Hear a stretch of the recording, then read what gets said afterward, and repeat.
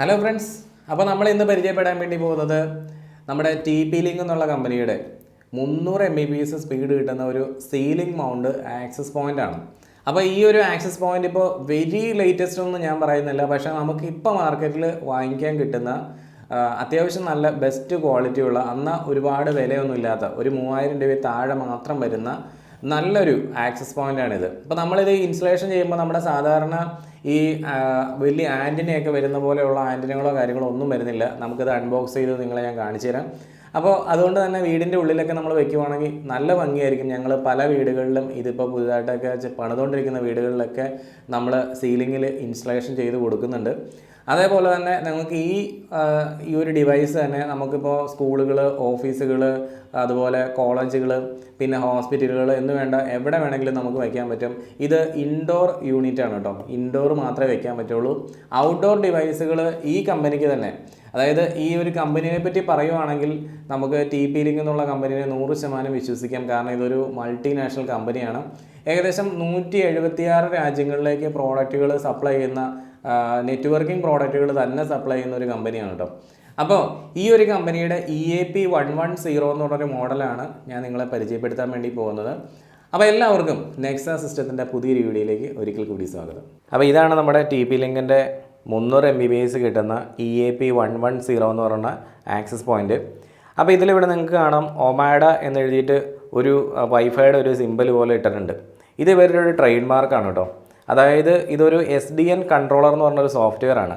ഈ ഒരു സോഫ്റ്റ്വെയർ വഴി നമുക്ക് ക്ലൗഡ് വഴി നമുക്ക് നമ്മുടെ ഈ ഒരു ആക്സസ് പോയിൻറ്റുമായിട്ട് കണക്ട് ചെയ്തേക്കുന്ന യൂസേഴ്സിനെയൊക്കെ നമുക്ക് മാനേജ് ചെയ്യാൻ പറ്റും. അതായത് ഒന്നിൽ കൂടുതൽ ഇതുപോലെയുള്ള ഡിവൈസുകളൊക്കെ നമ്മൾ ഇൻസ്റ്റാൾ ചെയ്തിട്ടുണ്ടെങ്കിൽ നമുക്ക് സെൻട്രലൈസ്ഡ് ആയിട്ട് അത് മാനേജ് ചെയ്യാൻ വേണ്ടിയിട്ടുള്ള ഒരു സോഫ്റ്റ്വെയർ ആണ് ഈ കൊടുത്തിരിക്കുന്നത്.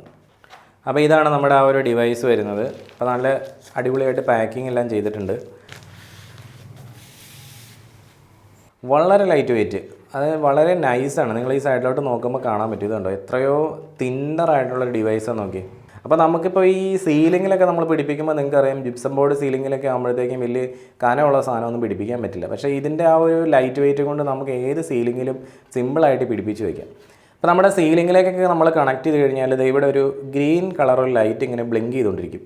ആ ഒരു ലൈറ്റ് മാത്രമാണ് സീലിങ്ങിൽ ഈ സാധനം ഉണ്ടെന്ന് നമുക്ക് ചിലപ്പോൾ തോന്നുള്ളൂ. അത്രയും തിന്നർ ലൈറ്റ് വെയ്റ്റ് ഡിവൈസാണിത്.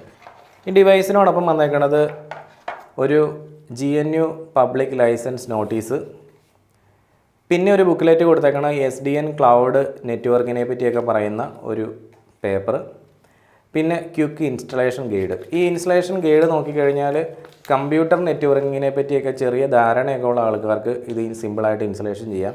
നെറ്റ്വർക്കിനെ പറ്റിയൊന്നും അറിയാത്തവർക്ക് ഇത് ചിലപ്പോൾ അത്രയും എളുപ്പം ഇൻസ്റ്റലേഷൻ ചെയ്യണമെന്ന് നിർബന്ധമില്ല. പിന്നെ ഈ ഒരു ഡിവൈസിൻ്റെ ഒരു സ്റ്റാൻഡ് ഇവിടെ കൊടുത്തിട്ടുണ്ട്. അപ്പോൾ ഇത് പിടിപ്പിക്കാൻ വേണ്ടിയിട്ട് നമ്മൾ വളരെ സൂക്ഷിച്ചില്ല എന്നുണ്ടെങ്കിൽ ഇത് കുറേ സമയം നമ്മുടെ കളയും. ചിലപ്പോൾ രാവിലെ തൊട്ട് വൈകുന്നേരം വരെ നിന്നാലും ഇത് ചിലപ്പോൾ ചെയ്യാൻ പറ്റിയെന്ന് വരില്ല. ചെയ്യേണ്ട എത്രയേ ഉള്ളൂ, ഇവിടെ ഒരു ആരോ മാർക്ക് കൊടുത്തിട്ടുണ്ട്. ഇത് കണ്ടോ, ഈ ഒരു ആരോ മാർക്ക് നിങ്ങൾക്ക് ഇതിൻ്റെ ഈ സൈഡിലും കാണാൻ പറ്റും. അപ്പോൾ കറക്റ്റായിട്ട് നമ്മളിത് ഈ ഒരു ആരോ മാർക്കിൻ്റെ അടുത്തേക്ക് ഇതിങ്ങനെ കൊണ്ടുവയ്ക്കുക. കണ്ടോ, ഇതിങ്ങനെ കൊണ്ടുവയ്ക്കുക. അപ്പോൾ കറക്റ്റായിട്ട് നമുക്കിത് ഈ ഹോളുകൾ, ഇവിടേക്ക് ഹോളുകളെല്ലാം ഇങ്ങോട്ട് വരുന്നുണ്ട്. ഇനി ഇത് നേരെ ഈ ഒരു റൈറ്റ് ഡയറക്ഷനിലേക്ക് പതിയെ ഇങ്ങനെ അങ്ങോട്ട് തിരിച്ചാൽ മതി. കണ്ടോ, ലോക്ക്. ഇത്രയേ ഉള്ളൂ. ഇത്രയായിട്ട് നമുക്ക് സിമ്പിളായിട്ട് ഇൻസ്റ്റലേഷൻ ചെയ്യാം. പക്ഷേ നമ്മൾ ഈ ഒരു ആരോ മാർക്ക് നോക്കാതെ ഇത് എവിടെ കൊണ്ടുപോയി സെറ്റ് ചെയ്തെന്ന് പറഞ്ഞാലും നമുക്ക് കറക്റ്റായിട്ട് ഇതിനെ കയറ്റാൻ പറ്റില്ല. ഇതിനുള്ളിലോട്ട് അത് കയറില്ല. അതേപോലെ തന്നെ ഊരിയെടുക്കാനും ഈ ലെഫ്റ്റിലേക്ക് ഇങ്ങനെ തിരിച്ചാൽ മതി. അപ്പോൾ അങ്ങനെയാണ് ഇത് ലോക്ക് ചെയ്യുകയും അതുപോലെ തന്നെ അൺലോക്ക് ചെയ്യുകയും ചെയ്യേണ്ടത്. അതായത് നമ്മുടെ ഒരു ദിവസം കളയുമെന്ന് ഞാൻ പറഞ്ഞ വെറുതെ അതിശയോക്തി പറഞ്ഞല്ല. നിങ്ങളിത് സീലിങ്ങിൽ സെറ്റ് ചെയ്യണ സമയത്ത് നമ്മുടെ ആ ഒരു നെറ്റ്വർക്ക് കേബിൾ ഇതിലൂടെ ആയിരിക്കും വരുന്നത്. അപ്പോൾ നമ്മളെന്താണെങ്കിലും വളരെ കുറച്ച് നെറ്റ്വർക്ക് കേബിൾ ആയിരിക്കില്ലല്ലോ ഇടുന്നത്, ഒരു കുറച്ച് നെറ്റ്വർക്ക് കേബിൾ കൂടുതലുണ്ടാവും. അപ്പോൾ നമ്മൾ ആ നെറ്റ്വർക്ക് കേബിൾ ഇതാണ്ടോ, ഇവിടെയാണ് അതിൻ്റെ RJ45 പോർട്ട് വരുന്നത്. അപ്പോൾ ഈ ഒരു ഹോളിൻ്റെ ഉള്ളിൽ നമ്മളൊരു 2-3 ചുറ്റ് മടക്കി വയ്ക്കും. അപ്പോൾ നമ്മൾ വെക്കുന്ന Cat 6 കേബിളിന് കുറച്ച് ബലം ഉണ്ടാവും. ആ ബലം ഉള്ളതുകൊണ്ട് തന്നെ നമുക്ക് ഇതിനുള്ളിലായിട്ട് ഈ ഒരു സാധനത്തിനകത്തേക്ക് സീലിങ്ങിലേക്ക് ഇതിനെ സെറ്റ് ചെയ്യാൻ വേണ്ടിയിട്ട് കുറച്ച് നമ്മൾ കഷ്ടപ്പെടും. അതുകൊണ്ട് വളരെ ക്ഷമയോടെ ഈ ഒരു ആരോ മാർക്കൊക്കെ നോക്കിയിട്ട് ഇൻസ്റ്റലേഷൻ ചെയ്യുവാണെങ്കിൽ എത്രയും പെട്ടെന്ന് നമുക്ക് ഇൻസ്റ്റലേഷൻ ചെയ്യാം. പിന്നെ ഇവിടെ കൊടുത്തിരിക്കുന്ന ഈ ഒരു പോർട്ട് എന്ന് പറയുന്നത് 100 Mbps സ്പീഡുള്ള പോർട്ട് തന്നെയാണ്. 1000 Mbps സ്പീഡൊന്നും വരുന്ന പോർട്ടല്ല. അതിന് തൊട്ടടുത്തായിട്ട് ഇവിടെ കൊടുത്തേക്കുന്ന ഒരു ഹോളുണ്ടല്ലോ, അതൊരു റീസെറ്റ് ബട്ടനാണ് കേട്ടോ. അതായത് പവർ കൊടുത്തുകൊണ്ട് ഒരു പിൻ എടുത്ത് ഇവിടെ പതിയെ പ്രസ് ചെയ്ത് കഴിഞ്ഞാൽ നമുക്ക് ഈ ഒരു ഡിവൈസിനെ നമുക്ക് റീസെറ്റ് ചെയ്യാൻ പറ്റും. അപ്പോൾ നിങ്ങളിവിടെ ചുറ്റിനും ഇങ്ങനെ നോക്കിയ ശേഷം നിങ്ങൾക്ക് മനസ്സിലായി ഈ ഒരു ഡിവൈസിൻ്റെ ഉള്ളിൽ പവർ കണക്ട് ചെയ്യാൻ വേണ്ടിയിട്ട് ഒരു സംഭവം ഇല്ലല്ലോ എന്ന്. അപ്പോൾ നമുക്ക് വീണ്ടും നമ്മുടെ ആ ഒരു ആക്സസറീസിൻ്റെ ബോക്സ് എടുക്കാം. ഇതാണ് നമ്മുടെ പാസീവ് POE എന്ന് പറഞ്ഞ സാധനം. അപ്പോൾ ഈ ഒരു പാസീവ് POE നമുക്ക് ഇങ്ങനെ കണക്ട് ചെയ്ത ശേഷം ഇത് നമുക്ക് പവർ പ്ലഗിലേക്ക് കണക്ട് ചെയ്ത് കൊടുക്കാം. ഓക്കെ, ഇതിൻ്റെ ഔട്ടായിട്ട് ഇവിടെ POE എന്ന് എഴുതിയിരിക്കുന്ന ഒരു സ്ഥലമുണ്ട്, അതുപോലെ ഒരു LAN ഉണ്ട്. നമ്മുടെ റൗട്ടറിൽ നിന്ന് വരുന്ന അല്ലെങ്കിൽ നമ്മുടെ മോഡത്തിൽ നിന്ന് വരുന്ന കേബിൾ ഇവിടെ കണക്ട് ചെയ്യുക. ഈ POE എന്ന് എഴുതിയിരിക്കുന്ന സ്ഥലത്ത് നിന്ന് നമ്മൾ എന്ത് ചെയ്യണം, നമ്മുടെ ഈ ഒരു ഡിവൈസിൻ്റെ ഇവിടെ കണക്ട് ചെയ്യാൻ വേണ്ടിയിട്ട്.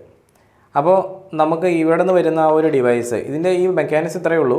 നമ്മൾ ഇതിലൂടെ കണക്ട് ചെയ്യുന്ന ആ ഒരു LAN കേബിള് ഇതിലൂടെ വരുന്ന പവർ കയറി ഇറങ്ങി വരുന്ന ഔട്ടായിരിക്കും ഈ ഒരു ഡിവൈസിലേക്ക് പോകുന്നത്. അങ്ങനെയാണ് ഇതൊരു POE ആയിരിക്കണം. അപ്പോൾ നിങ്ങൾ ചോദിക്കും ആക്റ്റീവ് POE എന്നല്ലല്ലോ പറയുന്ന പാസീവ് POE എന്നല്ലേന്ന്. പാസീവ് POE എന്ന് വെച്ച് കഴിഞ്ഞാൽ നമ്മൾ ഈ ഡിവൈസിൽ നിന്ന് കൊടുക്കുന്ന ഔട്ട്പുട്ട് എപ്പോഴും പവറുള്ളതായിരിക്കും. ഇപ്പോൾ നമ്മുടെ സാധാരണ ഞാൻ നേരത്തെ നിങ്ങൾ POE സ്വിച്ചുകളെ പറ്റിയൊക്കെ പറഞ്ഞിട്ടുണ്ടായിരുന്നല്ലോ. അപ്പോൾ നമ്മുടെ സാധാരണ POE എന്ന് പറഞ്ഞാൽ ആക്റ്റീവ് POE ആണ്. അതായത് നമുക്ക് വേണമെങ്കിൽ നമ്മുടെ ലാപ്ടോപ്പിലേക്ക് വരെ ആ ഒരു POE പോർട്ടിൽ നിന്ന് എടുത്ത് കണക്ട് ചെയ്യാം. ഈ POE പോർട്ടിൽ നിന്ന് ലാപ്ടോപ്പിലോട്ട് എടുത്ത് കണക്ട് ചെയ്ത് കഴിഞ്ഞാൽ ചിലപ്പോൾ ലാപ്ടോപ്പ് അപ്പം തന്നെ ഒരു കരിക്കട്ടായി പോകാനുള്ള ചാൻസ് ഉണ്ട്. കാരണം എന്ന് വെച്ചാൽ ഇതിൻ്റെ ഔട്ട്പുട്ട് വരുന്ന ആ വോൾട്ടേജ് ലാപ്ടോപ്പിൻ്റെ ബോർഡിലേക്ക് കയറും. അതേസമയം നമ്മൾ സാധാരണ നമ്മുടെ ആക്റ്റീവ് POE എന്നാണ് കണക്ട് ചെയ്യണമെന്നുണ്ടെങ്കിൽ ആ ആക്റ്റീവ് POE പവർ അയക്കുന്നതിന് മുന്നേ തന്നെ ചെക്ക് ചെയ്യും. അതായത് POE സ്വിച്ച് ഓൾറെഡി ചെക്ക് ചെയ്യുന്നുണ്ട് നമ്മുടെ കണക്ട് ചെയ്തേക്കുന്ന ഡിവൈസ്, അതിൻ്റെ എൻഡിൽ കണക്ട് ചെയ്തേക്കുന്ന ഡിവൈസ് പവർ റിസീവ് ചെയ്യുന്ന ഡിവൈസ് ആണോ പവർ റിസീവ് ചെയ്യാത്ത ഡിവൈസ് ആണോ. അപ്പോൾ പാസീവ് POEകളിൽ ഒരിക്കലും അങ്ങനത്തെ ഒരു സെൻസിങ് മെക്കാനിസം ഇല്ല. അത് ഇവിടെ നമ്മൾ പവർ കുത്തിയിട്ടുണ്ടെങ്കിൽ ഇതിനകത്ത് നിന്ന് ഔട്ട് വരുന്നത് എപ്പോഴും പവറുള്ളതായിരിക്കും. ഇനിയിപ്പോൾ ഈ ഒരു ഡിവൈസാണ് നമ്മൾ ഇൻസ്റ്റലേഷൻ ചെയ്യണമെങ്കിൽ നമുക്ക് നമ്മുടെ ഗസ്റ്റ് നെറ്റ്വർക്ക്, ഇപ്പോൾ നമ്മളിതൊരു ഹോട്ടലിലാണ് വെക്കണമെന്നുണ്ടെങ്കിൽ ആ ഹോട്ടലിൽ നമുക്ക് ഗസ്റ്റുകളൊക്കെ വരുമ്പോഴത്തേക്കും ആ ഗസ്റ്റിന് വേണ്ടിയിട്ട് സ്പെഷ്യൽ ഗസ്റ്റ് നെറ്റ്വർക്കൊക്കെ നമുക്ക് ഫോം ചെയ്യാനൊക്കെ ഈ ഒരു ഡിവൈസ് വഴി നമുക്ക് കഴിയും. അപ്പോൾ നമ്മുടെ EAP എന്ന് പറഞ്ഞാൽ എക്സ്റ്റെൻസിബിൾ ഒതൻറ്റിക്കേഷൻ പ്രോട്ടോക്കോളിനാണ്. അപ്പോൾ നമ്മുടെ ഈ TP-Link എന്നുള്ള കമ്പനി പ്രധാനമായിട്ടും 3 കാറ്റഗറിയിലാണ് ഈ EAP പ്രോട്ടോക്കോൾ ഉപയോഗിച്ചിട്ട് പ്രോഡക്റ്റ് മാനുഫാക്ചർ ചെയ്യുന്നത്. അതിൽ ഒന്നാമത്തെ കാറ്റഗറി നമ്മളിപ്പോൾ കണ്ടേക്കണ സീലിംഗ് മൗണ്ട് ആക്സസ് പോയിൻ്റ് ആണ്. രണ്ടാമത്തെ പ്രോഡക്റ്റ് എന്ന് വെച്ചാൽ വാൾ പ്ലേറ്റ് ആക്സസ് പോയിൻ്റ് എന്ന് പറഞ്ഞ ആക്സസ് പോയിൻറ്റുകളാണ്. മൂന്നാമത്തെ ടൈപ്പ് എന്ന് വെച്ചാൽ ഔട്ട്ഡോർ ആക്സസ് പോയിൻറ്റുകളാണ്. അപ്പോൾ ഈ സീലിംഗ് മൗണ്ട് ആക്സസ് പോയിൻറ്റുകൾ നമ്മൾ ആദ്യം പറഞ്ഞ പോലെ ഓഫീസുകൾ, ലോബികൾ, സ്റ്റേഡിയം ഇങ്ങനെയുള്ള സ്ഥലങ്ങളിലൊക്കെ നമുക്ക് ഉപയോഗിക്കാൻ പറ്റും. അതുപോലെ വീടുകളിലൊക്കെ നമുക്ക് ഉപയോഗിക്കാം. പിന്നെ വാൾ പ്ലേറ്റ് ആക്സസ് പോയിൻ്റ് ഈ നമുക്ക് ഉപയോഗിക്കുന്നത് വെച്ചാൽ ഹോട്ടലുകൾ, ജിംനേഷ്യം അതുപോലെ ഉള്ള സ്ഥലങ്ങളിലൊക്കെ നമുക്ക് ഉപയോഗിക്കാം. ഔട്ട്ഡോർ ആക്സസ് പോയിൻറ്റുകൾ ഉപയോഗിക്കുന്നത് നമ്മുടെ പൂളുകൾ, അതുപോലെ ഗാർഡൻ ഇങ്ങനെയുള്ള സ്ഥലങ്ങളിലൊക്കെയാണ് നമ്മൾ ഉപയോഗിക്കുന്നത്. അപ്പോൾ ഞാനിപ്പോൾ ഈ കാണിച്ച EAP 110 എന്ന് പറഞ്ഞ ഈ ഒരു ഡിവൈസ് EAP കാറ്റഗറിയിൽ വരുന്നതിലെ ഏറ്റവും ബേസ് മോഡലാണ്. അപ്പോൾ ഈ ഒരു ബേസ് മോഡൽ ആയതുകൊണ്ട് തന്നെ ഇവർ പറയണമെന്ന് വെച്ചാൽ ഇതിൻ്റെ മാക്സിമം പെർഫോമൻസ് നമുക്ക് കിട്ടണമെന്നുണ്ടെങ്കിൽ 30 യൂസേഴ്സിനെയാണ് ഇതിനകത്ത് നമുക്ക് അക്കോമഡേറ്റ് ചെയ്യാൻ പറ്റുള്ളൂ. അപ്പോൾ ഇതിൻ്റെ തൊട്ട് മുകളിൽ ഇപ്പോൾ ഇതിൻ്റെ തൊട്ട് മുകളിൽ വരുന്ന മറ്റൊരു ഡിവൈസാണ് EAP 225 എന്നുള്ള ഡിവൈസ്. അത് ഡ്യുവൽ ബാൻഡ് ഡിവൈസാണ്. ഇതിൻ്റെ സെയിം ആണ്, പക്ഷേ അത് ഡ്യുവൽ ബാൻഡാണ്. അതായത് നമുക്ക് 2.4 GHz 5 GHz നമുക്ക് ബാൻഡ് ഉണ്ടാവും. ഇതിൽ 2.4 GHz മാത്രമേ ഉള്ളൂ. അതുകൊണ്ടാണ് നമുക്ക് 30 യൂസേഴ്സിനെ മാത്രം അക്കോമഡേറ്റ് ചെയ്യാൻ പറ്റുന്നത്. അപ്പോൾ EAP 225 ആണ് നമ്മൾ ഉപയോഗിക്കണമെങ്കിൽ നമുക്ക് 70 യൂസേഴ്സിന് വരെ അക്കോമഡേറ്റ് ചെയ്യാൻ പറ്റും. പിന്നെ ഈ ഒരു ഡിവൈസിൻ്റെ കവറേജ് ഏരിയ എന്ന് പറയുന്നത് 15 മീറ്ററാണ് കേട്ടോ. 15 മീറ്ററിൻ്റെ ഉള്ളിൽ, അതായത് 50 അടിക്കുള്ളിൽ നമുക്ക് മാക്സിമം ബെസ്റ്റ് കവറേജ് തന്നെ ഈ ഒരു ഡിവൈസിന് പ്രൊവൈഡ് ചെയ്യാൻ പറ്റും. അപ്പോൾ ഇതൊക്കെയാണ് EAP 110യുടെ വിശേഷങ്ങൾ. അപ്പോൾ ഇതിനെപ്പറ്റി കൂടുതലൊക്കെ നിങ്ങൾക്ക് അറിയണമെന്നുണ്ടെങ്കിൽ നിങ്ങൾക്ക് എന്നെ കോൺടാക്റ്റ് ചെയ്താൽ മതി. എൻ്റെ നമ്പർ ഇവിടെ കൊടുത്തിട്ടുണ്ട്. അപ്പോൾ നിങ്ങൾ വാട്സപ്പ് മാത്രം അയച്ചാൽ മതി. വാട്സപ്പ് അയച്ചാൽ മാത്രമേ എനിക്ക് റിപ്ലൈ തരാൻ പറ്റുള്ളൂ. ഈ നമ്പറിൽ കോളിംഗ് ഫെസിലിറ്റി ഇല്ലാത്തതാണ്. ഓക്കെ, അപ്പോൾ നമുക്ക് അടുത്ത ദിവസം മറ്റൊരു വീഡിയോയുമായിട്ട് വീണ്ടും കാണാം.